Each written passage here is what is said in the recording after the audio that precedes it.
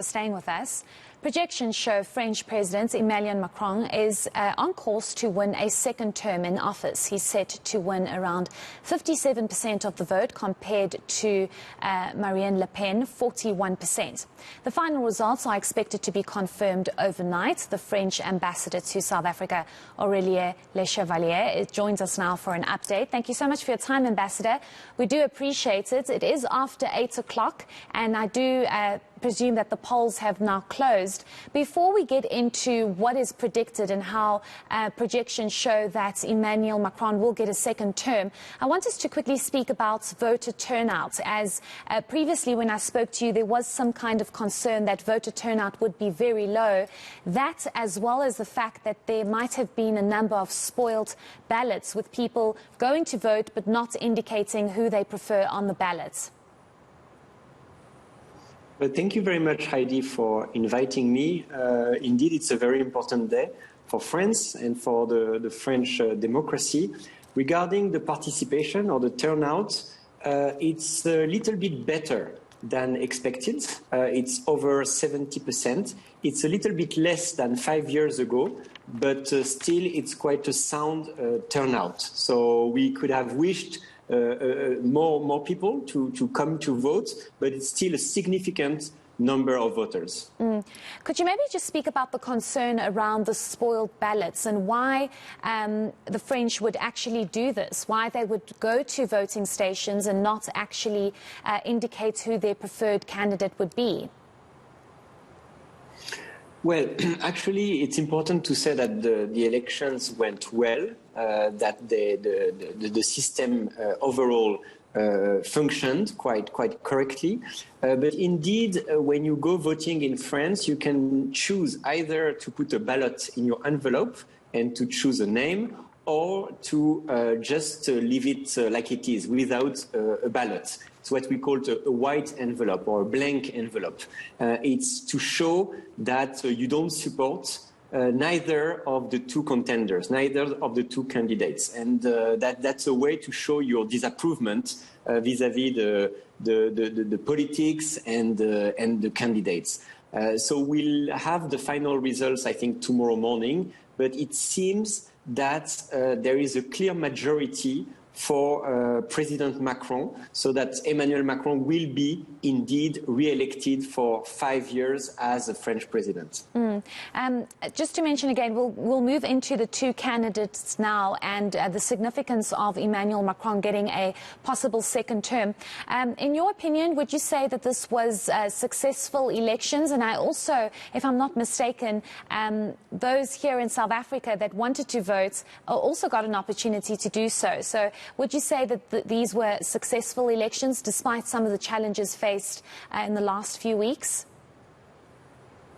Well, I think you're right. There were many challenges, and COVID, the crisis, was one of them. The war in Ukraine, the overall situation was not easy, but we can say that, yes, the electoral process is a success, and tonight we can see that the elections went well, including in Africa and including in South Africa, where the French community, French citizens, could vote in 3 different voting stations and also in the other countries of the region. So yes, I would say that the overall process has been quite successful in spite of all the challenges.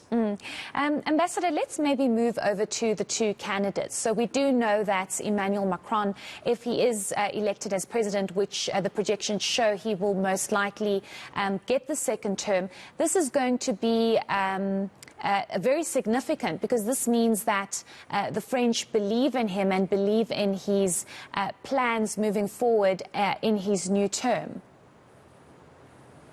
Yes, it's very, very important. And you know, Heidi, that in our system, the role of the president is really central. Of course, we have a prime minister, we have a parliament, we have the judiciary system, but the president has really the leading role when it comes to the nation and to the policy. So this choice made by the French people is indeed very important for the 5 next years. And if it's confirmed indeed tomorrow morning that President Macron is re-elected, it means that it it's a clear choice for a stronger Europe and also a policy that will continue to be very with a large platform and an ambition for a leading role in the world, especially when it comes to the relations with Africa.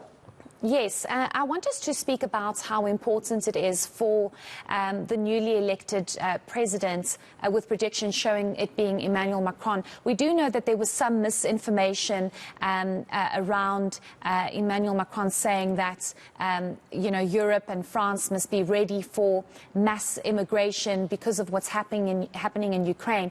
And I'm sure that was a big issue, especially during campaigning, to find a way to deal with the ongoing crisis and the war in Ukraine, because that was obviously going to be a determining factor and something that voters were going to consider as to how Europe and France handles the situation.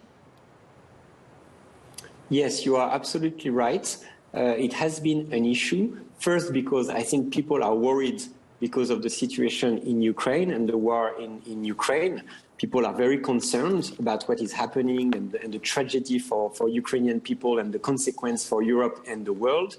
Also, there are, of course, a number of refugees coming to Western Europe, including France. So that has been an issue. But I must say that the French people are welcoming quite well the refugees, and that this flow of Ukrainian people is being welcomed by the different hospitality mechanisms that are in place.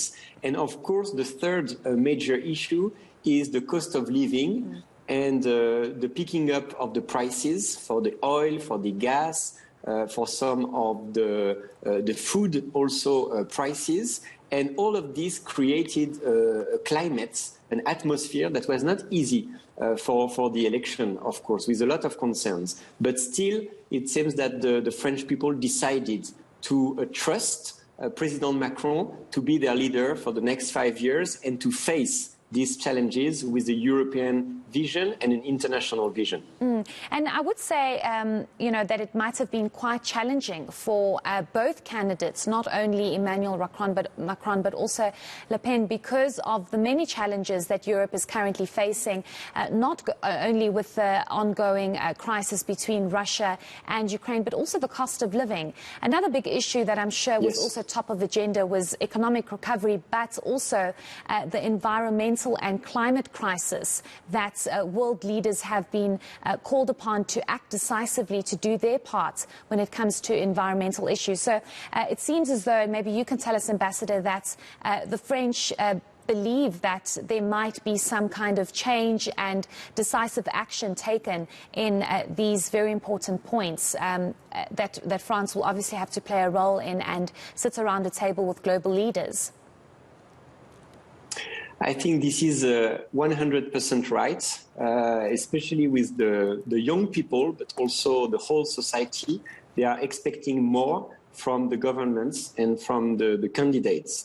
And in France, for example, well, our government, our president, they have acted towards, against the climate change, but certainly it's considered not to be enough.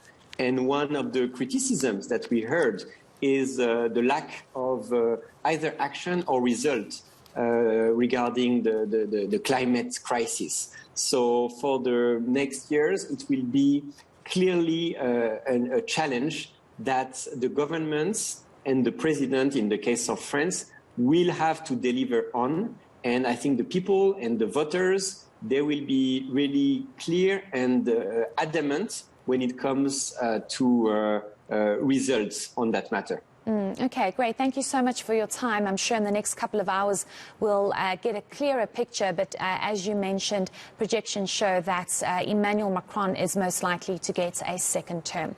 Thank you for your time. That was Aurelie Lechevallier, who is the French ambassador to South Africa. We thank you for coming onto the show.